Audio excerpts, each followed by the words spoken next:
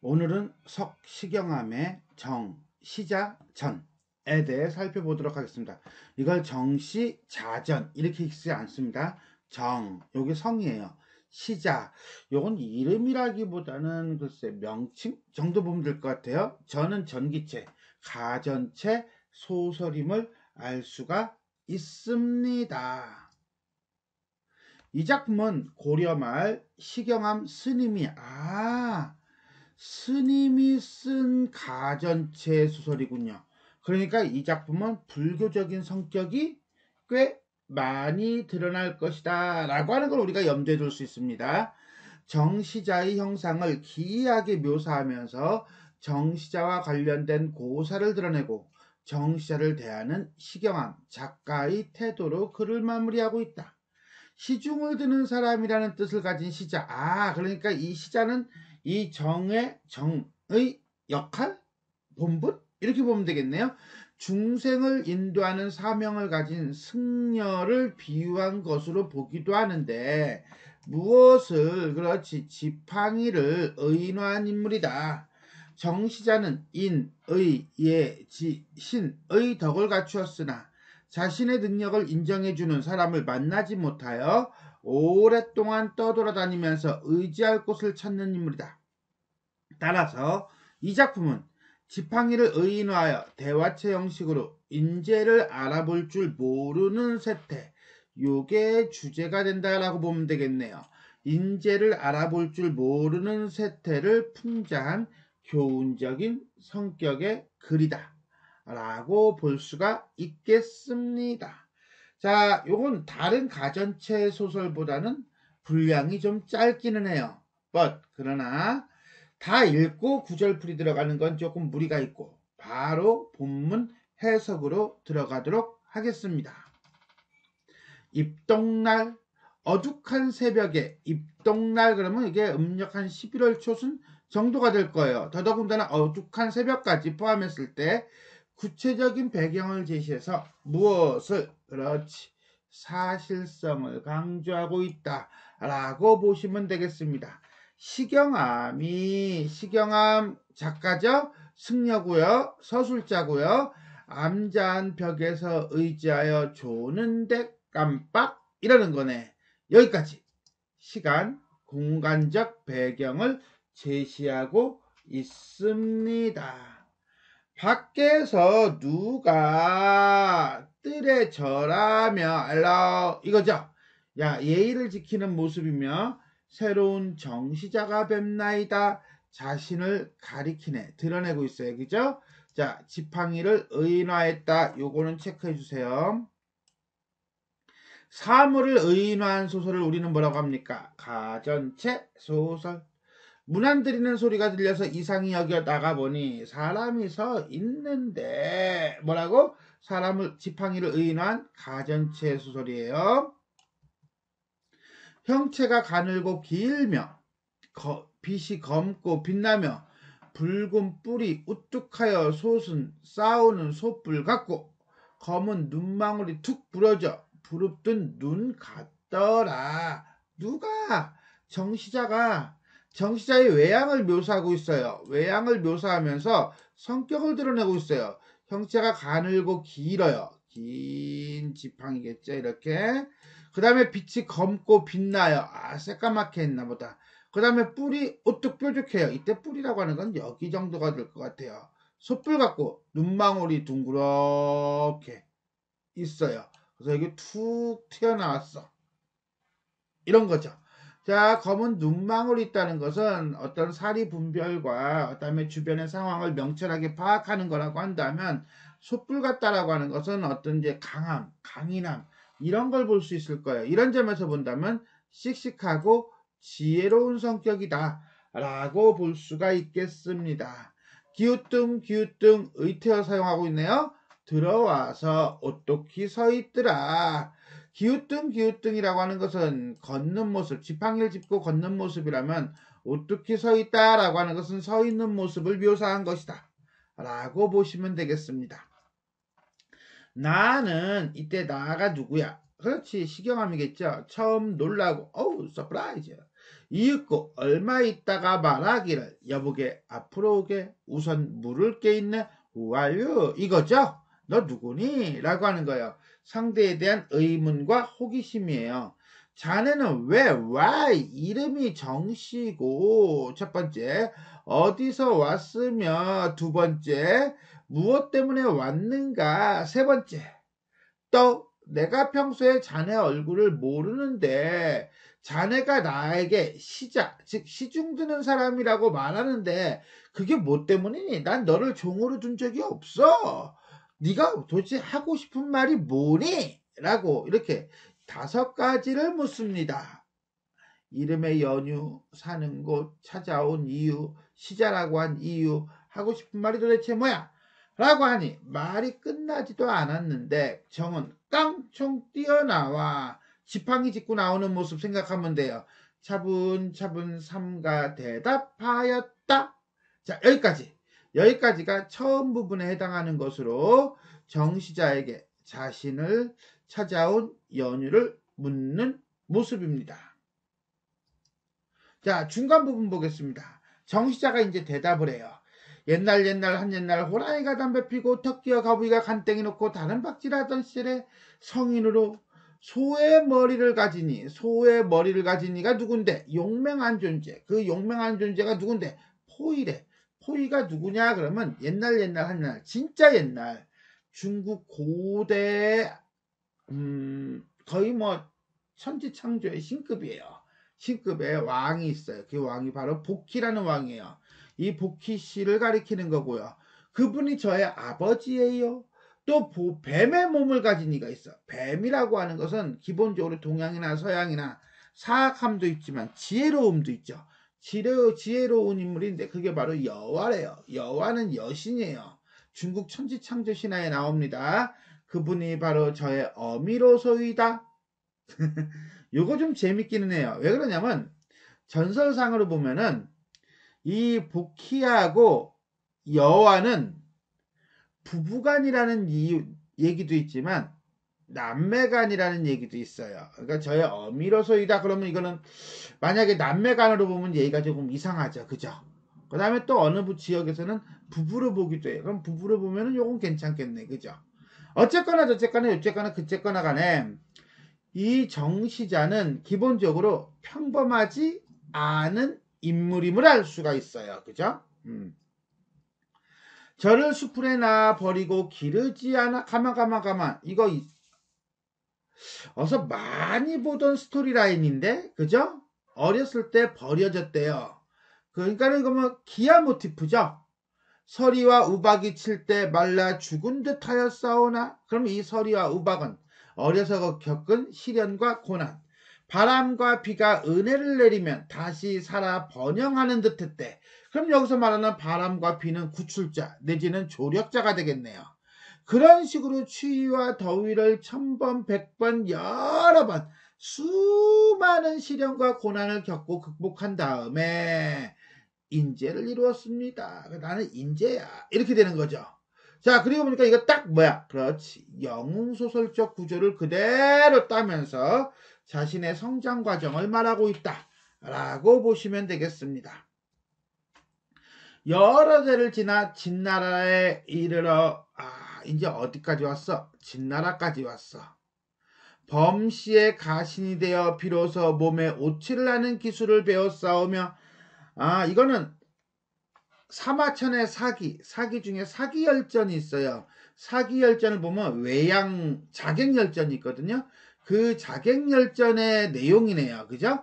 자, 보면 이따가 뒤에서 설명을 하겠지만 진나라 예양이 주인의 원수를 갚으려고 몸에 오치를 하였다는 고사를 말하는 거예요. 그러면서 자신의 외양이 새까만 이유를 설명해 줍니다. 또한 이거는 주인의 원수를 갚기 위한 어떤 충절심을 드러내는 것이기도 해요. 내려와 시간이 그만큼 흘렀어요. 승대는 조로의 문인이 되었습니다. 이 조로는 쾌걸조로 도둑을 얘기하는 게 아니고요. 왜? 당나라 때 스님이잖아요. 그러니까 결국 당나라 유명한 스님 조주를 칭한다라고 얘기합니다. 그리고 이 조주는 참 말을 잘했다라고 해서 쇠주둥이라는 별명도 있었답니다. 또 철취에 호를 더하였습니다. 똑같은 말이에요. 쇠주둥이하고 쇠로 된 입뿌리, 화술이 능한 사람입니다. 그래서 나는 화술이 능하다. 이렇게 되는 거예요. 자, 그러니까는 여기서는 고사를 인용해서 두 가지를 보여주고 있네요. 첫 번째는 뭐야? 정시자는 충절심을, 의리를 가지고 있는 사람이고, 그 다음에 말을 잘해. 그렇다고 이게 단순히 언변이 좋다라기보다는 학식이 뛰어나다, 뭐 이런 식으로 이해해도 되겠습니다. 그 뒤에 정도 땅에서 놀았는데는 살았는데 정도로 보시면 돼요. 정도 땅이라고 하는 건 중국 산둥성을 얘기한다고 해요. 정시성을 가진 삼랑볕을 하는 사람을 길에서 만났어. 그가 저를 익히 보고 하는 말이, 그러니까 이 정상남이 지팡이를 짚고 다녔나봐. 자네의 외모가 위로는 건너지르고 아래는 그리 내리그었으니, 위로는 건너질러 까마들 이렇게 돼 있는 거야. 아래로는 어떻게 돼 있어? 이렇게 돼 있는 거야. 됐니? 여기까지? 무엇이 정시자가 지팡이의 외양을 묘사하고 있는 거죠. 마땅히 내성이 뭔데? 내성은 나의 성, 정시라는 성을 자네에게 줌세. 그래서 시자가 정시가 된 거야. 너는 왜 정시라고 말하느냐? 앞에서 시경함이 물었던 질문에 대한 대답이라고 보시면 되겠죠. 저는 그 말을 조차 고치지 않으려고 합니다. 한마디로 정삼랑의 권유대로 정을 성으로 삼고자 합니다. 얘는 그러니까 어디서 왔는지까지 쭉 얘기해주고 있는 건가 봐요. 대개 저의 직책이 사람을 붙들어 모시는 데 있다. 왜? 지팡이의 쓰임새가 그렇잖아. 지팡이는 사람을 지탱하게 하는 것과 관련된 거잖아요. 그러니까 왜 나는 너를 모르는데 너는 왜 시자라고 칭하느냐? 라고 하는 거에 대한 대답이죠. 사람마다 저를 부려요. 많은 사람들이 지팡이를 사용합니다. 또 제가 천하고 고달픈 건 나도 알아요. 그러나 나는 사람을 붙들어 모시는 것을 나의 직책이라고 생각합니다. 부림을 받는 것을 소명으로 여기고 버려지기보다는 쓰임을 받기를 바라고 있다라고 보면 돼요. 그 사람이 아니면 감히 저를 부르지 못하므로, 이 말은 나름대로 그래도 존심이 있어요. 부심이 있어요. 자신이 인정하는 사람만 주인을 모시겠다는 거예요. 그러다 보니까 제가 붙들어 모시는 이가 워낙 적었습니다. 저는 아무나 섬기고 그런 사람이 아닙니다. 한마디로 이 지팡이가 가지고 있는 지조와 절개겠죠.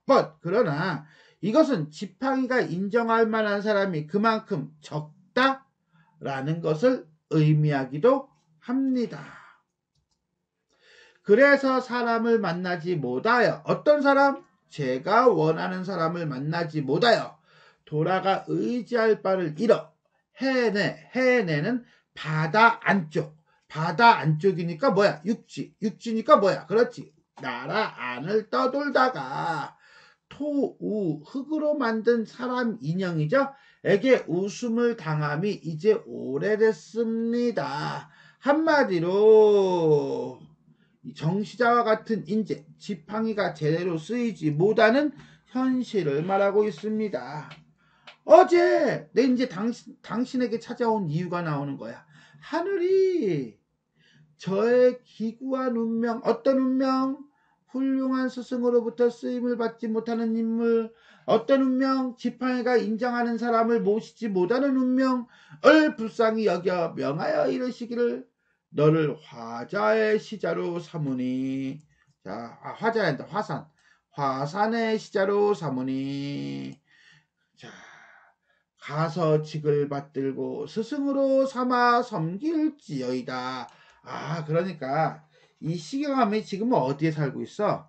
시경함이 화산에 살고 있는 거야. 그러니까 화산으로 가면 네 스승이 있어. 그 스승을 모시고 살아. 이렇게 얘기하는 거죠.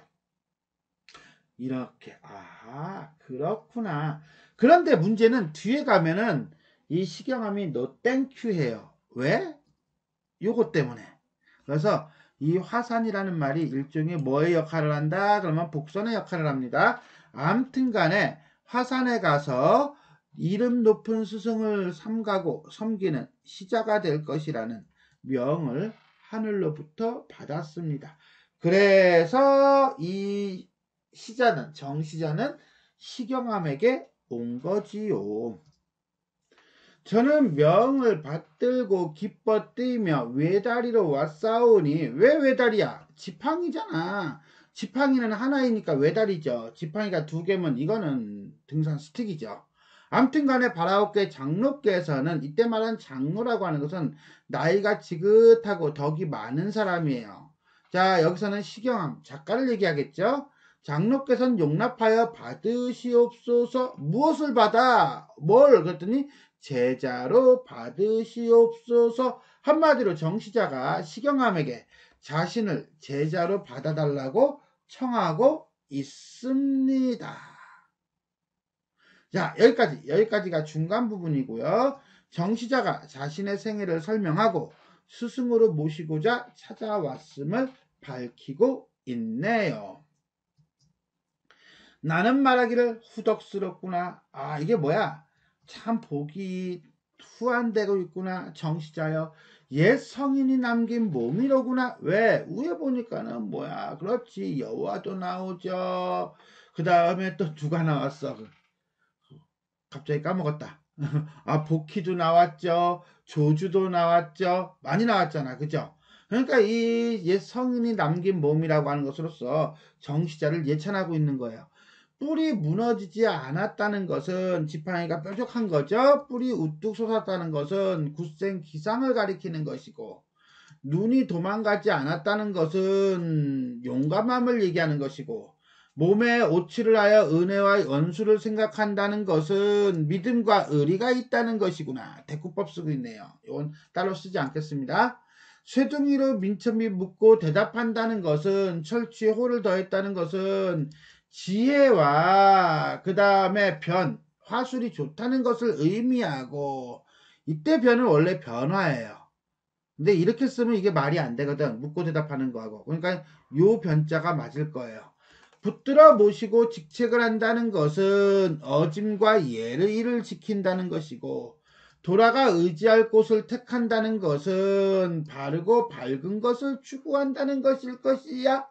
막 요거는 앞에 있었던 내용에 대해서 지금 작가가 해석을 하는 거죠. 의미를 부여하는 거, 해석이라기보다는 의미를 부여하면서 정시자를 바라보는 태도가 쭉 나열, 열거의 형태로 드러나고 있다 라고 보시면 돼요.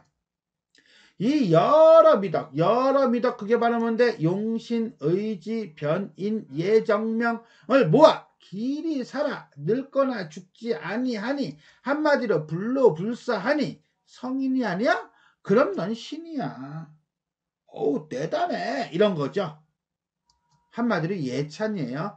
그러니 내가 어찌 너를 부릴 것이야. 나는 너를 부릴 만한 능력이 없어. 이 중에 하나도 가진 것이 없으니 무엇 중에 용, 신, 의지, 변인, 예정, 명 중에 나는 하나도 가진 것이 없어. 그래서 나는 스승이 될 수가 없다 라고 겸손의 태도를 보여주고 있는 것입니다. 화도라는 곳에, 이때 화도를 우리가 강화도 쪽을 얘기하는 사람도 있더라고요. 화란 이름을 가진 산이 있는데, 잠깐 뭐라고? 화란 이름을 가진 산? 그럼 뭐야 이거는? 화산이네. 거기에 누가 있어? 가감이라고 하는 화상이, 스님이 그 산에 머문 지 이미 이전이야. 그래서 가감이라고 하는 스님을 소개를 해주고 있어요. 산은 비록 이름이 같아. 여기도 화산, 내가 살고 있는 것도 화산, 이거야. 굳이 이 이야기를 하는 이유는 뭐예요? 그렇지. 하늘이 정시자에게 화산으로 가라 라고 했다며. 그러니까 그래서 얘기한 거예요. 그러나 가감이라고 하는 스님과 나는 덕이 같지를 않아. 한마디로 이 가감이라는 스님이 덕이 훨씬 높아. 그러니 하늘이 그대 보고 가라고 명한 곳은 여기 화산이 아니라 거기 화산이야. 결국은 뭐야? 이 시경함은 자신이 정시자의 주인이 되지 않고 가감이 정시자의 주인일 것이야. 그를 주인이라기보다는 스승일 것이야 라고 하면서 너는 가감 화상을 스승으로 모셔 이렇게 권유하고 있는 거지요. 그대는 그리로 갈지어다 하고 이어의 노래를 불러 보내기를 정아 성큼성큼 가감의 뜰로 가거라. 이때 가감의 뜰이라는 게 바로 뭡니까? 그렇지, 하늘이 계시한 공간인 화산이겠죠. 나는 여기서 박과 오이처럼 사는 몸, 한마디로 세속적이고 평범한 존재. 너 정만도 못하구나. 나는 왜 이렇게 못났을까? 자조적인 태도예요. 끝. 정시자를 예찬하며 다른 곳 가감 화상이 있는 발음 되게 헷갈린다, 그죠? 가감 화상이 있는 곳으로 갈 것을 권유하고 있습니다. 자, 이렇게 해서 우리는 석시경암의 정시자전 본문 전체를 한번 해석해 보았습니다. 그럼 전체 줄거리 한번 정리해 보도록 하겠습니다.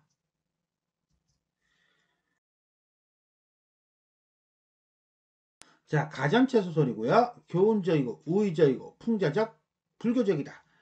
3인칭 전적 작가 시점인 건 맞아요. 그런데 나라고 하는 부분이 중간중간 나오는 걸로 봤을 때는 1인칭 관찰자 시점이라고 볼 수도 있겠습니다. 자, 근데 이거는 확정은 아니고 있겠습니다. 이렇게 괄호로 묶어 놓을게요.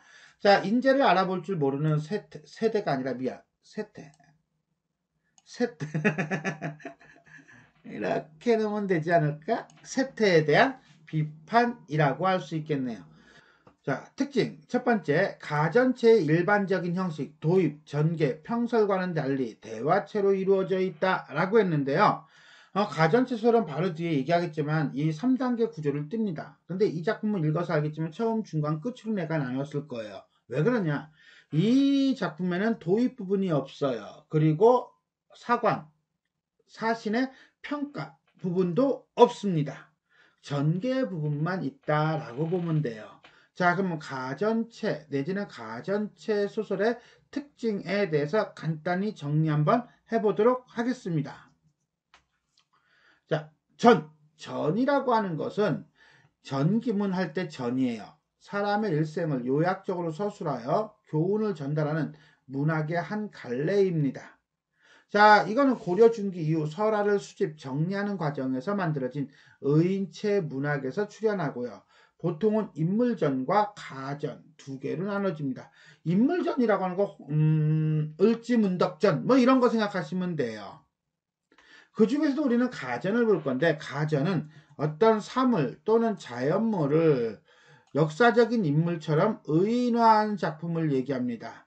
보통 그 가게의 생애와 개인적인 성품, 공과를 기록하죠.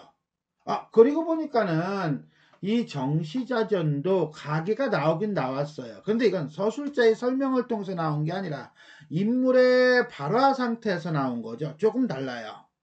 자, 어쨌거나 간에 창의성이 가미되는 허구적인 작품이란 점에서 설화와 소설과 설화를 연결시켜주는 다리 역할을 한다라고 보시면 되겠고요. 도입, 전개, 평설, 비평의 구조를 가지며 전개는 기본적으로 일대기적 구성이다 라고 볼 수가 있겠습니다.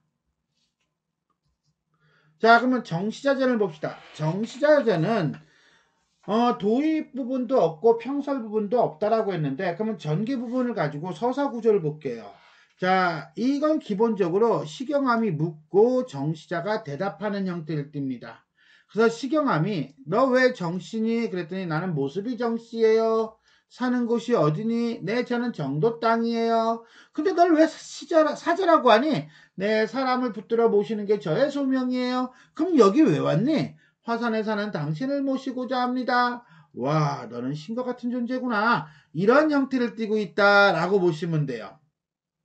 즉, 이 작품은 다른 가전체 소설과는 달리 전개부, 선개부가 나타나지 않고요. 자신의 내력을 대화를 통해서 서술하고 있다는 점. 그 다음에 서술자의 질문에 대해 고사를 사용해서 성격을 드러내고 있다는 점.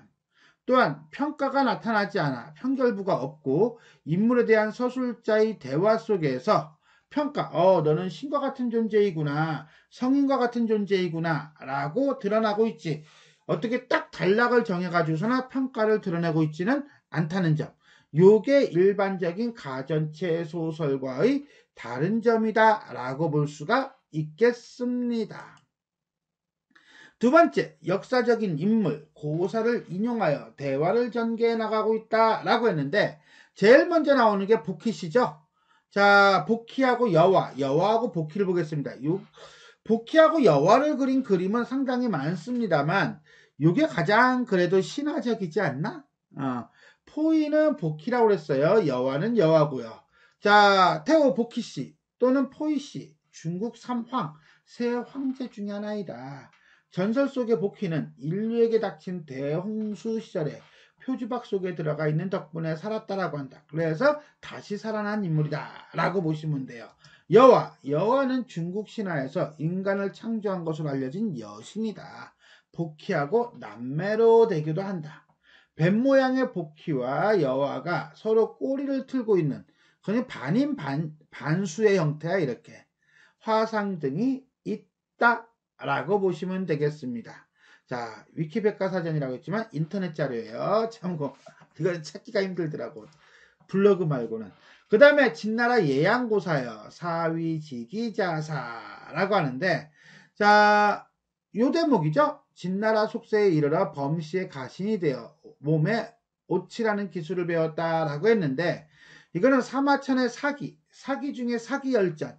사기열전은 내가 가지고 있는 건 2권짜리인데 어쨌거나 간에 거기에 보면 자객열전이라고 하는 게 있어요. 자객들을 이제는 대상으로 한 건데 4사람인가 5사람이 나와요. 그 중에 예양에 관한 교사예요. 예양은 진나라 출신으로 범시하고 중앙시를 섬기다가 나중에는 지백을 모신 인물이에요. 그러니까 범시의 가신이 되어 몸에 오치라는 기술을 배웠다라고 했는데 이 예양이 죽은 것은 이 지백을 모시다가 죽었다라고 보면 됩니다. 이런 점에서 본다면 이 예양은 지조가 없는 인물일 것 같은 느낌적인 느낌이 듭니다. 그러나 조양자에 의해 지백이 죽자 아래와 같이 말하면서 지백의 원수를 갚으려다가 실패한 인물이다. 그리고는 죽어요. 그러면 이 지백은 대단히 훌륭한 사람이구나 라고 볼 수 있겠는데 약간 삼천포로 빠진다면 지백이 훌륭한 사람이다? 나는 개인적으로는 훌륭한 사람은 아닌 것 같아요. 이게 춘추 전국시대잖아요. 진나라. 그죠? 춘추 전국시대에서 전쟁이 많던 사람 시대예요. 그때 이 지백은 전쟁을 통해서 주변 국가들을 괴롭히고 땅을 침략하고 꿀떡꿀떡 먹었던 사람이야. 그러니까는 이 조양자에 의해서 지백이 죽었다고 하는데 이건 전쟁 중에 죽은 거야. 근데 이 지백이 전쟁, 즉 무력을 통해서 무모한 욕심을 통해서 자신의 힘을 과시하면서 다른 나라를 침략하니까 다른 나라들이 이제 협력을 해서 이제 지백을 이제 죽이는 그런 이야기들이 참 많이 나와요. 그래서 한비자라든가 이런 다른 묵자라든가 이런 데서는 지백 자체를 긍정적으로 묘사하고 있지는 않습니다. 평가하고 있지는 않아요. 그러나 지백이 여기서는 잘한 게 있다면 예양의 인물됨과 능력을 봤다는 거죠. 그러니까 이 범시하고 중앙시를 섬기다가 지백으로 갔다는 건 범시하고 중앙시는 지백의 능력과 인물됨을 보지 못한 거라고 볼 수 있어요. 그래서 그런가 지백은 예양은 지백의 원수를 갚기 전에 떠나기로 결심하면서 원수를 갚겠다고 결심하면서 이런 말을 합니다. 슬프다. 선비는 자신을 알아주는 사람을 위해 죽고 여인은 자신을 좋아하는 사람을 위해 아름답게 얼굴을 단장한다. 지금 지백이 나를 알아주었으니 기필코 원수를 갚겠다. 이같이 해서 지백에게 보답한다면 내 혼백이 부끄럽지 않을 것이다. 이 구절이 바로 뭐냐 하면 선비는 지기, 자신을 알아주는 사람을 위하여 뭐한다? 죽는다 라고 하는 이 고사가 나온 겁니다. 라고 보시면 돼요. 다음에 조주종심과 해각고사인데 이 조주종심은 이 조로를 얘기해요. 이 조로가 바로 조주가 되겠습니다. 조주가 누군가 봤어요. 그랬더니 되게 유명한 스님이더라고요. 나도 몰랐어요. 근데 이 조주 스님이 누군지 몰랐는데 내가 이거는 알아요. 뭐냐 그러면 이 스님한테 손님이 와서 가르침을 배우고 싶습니다. 나에 대해 아느냐? 예. 그러면 차나 한잔 마시라. 가르침을 받고 싶습니다. 너나 아니? 솔직히 모릅니다. 차나 마셔라. 차나 마셔라. 오는 사람마다 다 차 마시라고 했던 스님. 있다는 건 내가 알아요. 그걸 얘기하는 것 같아요. 자, 그런데 또 하나 조로에 문인되었고 철취에 호를 다하였습니다 라고 하는데 이것까지 같이 볼게요. 라고 본다면 이렇게 보시면 돼요. 뜰앞 잣나무 선어로 유명한 조주종심의 제자가 해각이라는 사람이 있었다. 그 해각이라는 사람이 각절각이라는 별명을 들으면서까지 스승은 그런 말을 한 적이 없다고 딱 잡아댔다. 그래서 말을 참 잘해 라고 하는 거예요. 철자충이라고 하는 벌레가 있는데 사람의 고열을 빨아먹는 구데기 또는 기생충을 비유적으로 지칭한데 제자가 스승의 유명한 화두를 부정하면서까지 강철 같은 주둥이를 놀리며 선문답의 고정된 편견을 물어뜯으려 했다는 상징성을 갖는 대목이다. 그래서 이 조로는 조주종심을 가리키는 말이고 철취의 호라는 것은 그의 제자 해각의 고사를 인용한 것이다. 이렇게 보시면 되겠습니다. 그 다음에 토우가 있어요. 토우는 아까 흙으로 만든 인형이라고 그랬어요. 그죠? 이 토우에 대한 얘기인데 토우에게 웃음을 당하였다 라고 했습니다. 자, 근데 이 토우에게 웃음을 당했다는 게 무슨 말인지 모르면 요걸 봐야 될 것 같아요. 그러면 조금 알겠죠. 사람을 만나지 못하여 돌아가 의지할 바를 잃어 해내를 떠돌다가 요거죠. 해내를 떠돌다가 요거예요. 요게 이제는 토우에게 웃음을 당한다라고 하는 고사를 끄집어낸 겁니다. 옛날 전국시대 소대가 한 말로 토우가 모구에게 나는 본래 흙으로 된 것이라 풀어져 고향으로 가지마. 비가 와서 물이 많이 나면 너는 물에 떠서 어디로 갈지 모를 것이야 라고 말한 내용에서 나온 거랍니다.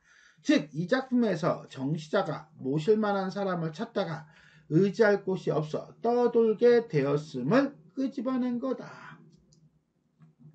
자, 그러면 여기서 지팡이를 짚을 만한 현실이 없는 현실, 그 현실은 어떤 현실이냐?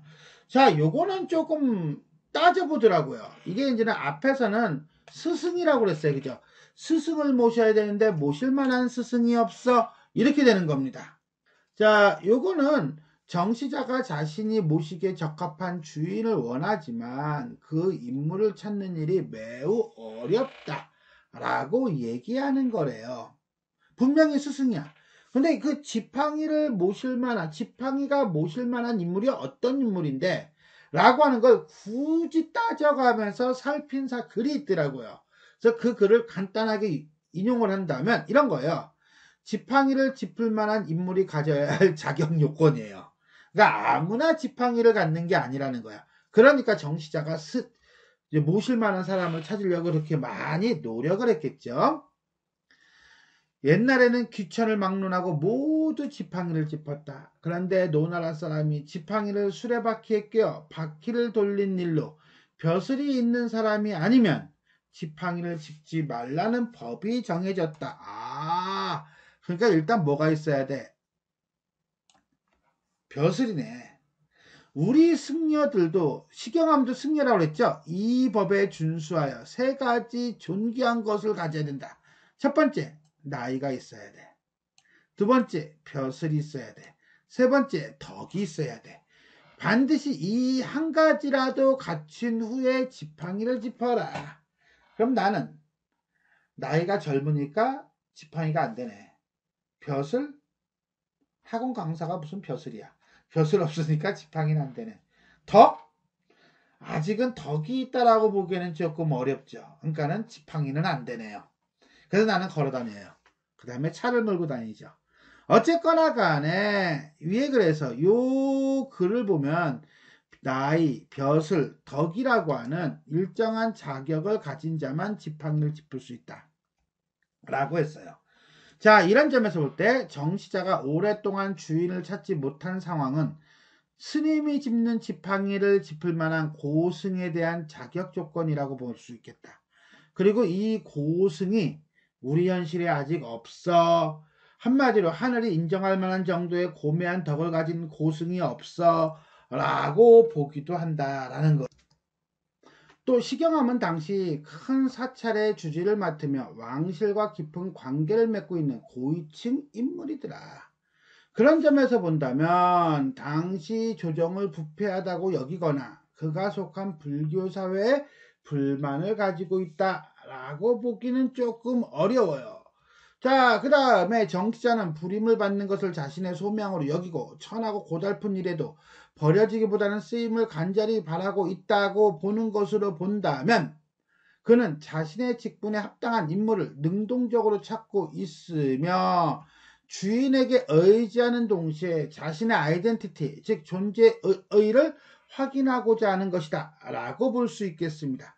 결국 이런 점에서 본다면 단순히 고승이 없는 현실에 대한 비판 내지는 어떤 인재가 없는 현실에 대한 비판이라고 보기보다는 사물과 사람이 서로 합치되는 덕을 통해 자신의 짝을 만나게 되면 그 짝을 만나는 일은 지유를 만나는 것에 필적할 만큼 매우 소중한 일이다 라고 인식하고 그 다음에 자신의 짝을 만나기가 어렵다 라고 얘기하는 것이지.